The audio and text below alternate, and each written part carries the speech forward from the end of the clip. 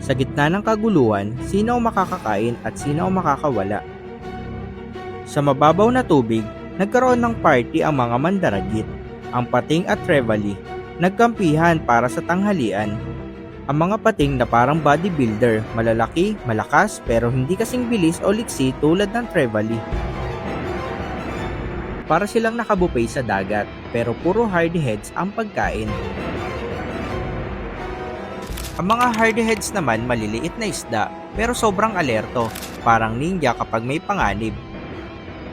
Ang hardyheads ay schooling fish, madalas nakikita sa malalaking grupo na nagbibigay proteksyon laban sa predators.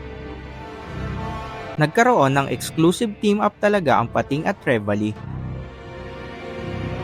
Trevally ang unang kumilos, nagdudulot ng takot at nagpakita ng flash move. Kaya muling nagkubli sa alon ang mga hardyheads. Matatalino sila, alam nila kung kailan dapat lumangoy sa mababaw o magtago sa alon para maiwasan ang predators. Dahan-dahan sumulong ang mga pating, pilit hinahabol ang hardyheads kahit na halos mabenda ang katawan nila sa sobrang babaw ng tubig. Sa gitna ng kaguluhan, may bonus na pagkain, ang mga seabirds na dumating. Nakigulo din sa kainan, pero ingat at baka ikaw ang makain ng pating.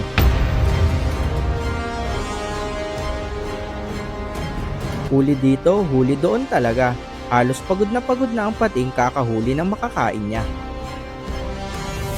Pero ang mga hardyheads, tumakas at nakaligtas ang iba, habang ang pating naiiwan sa mababaw na tubig, medyo frustrated dahil onti lang ang nakain.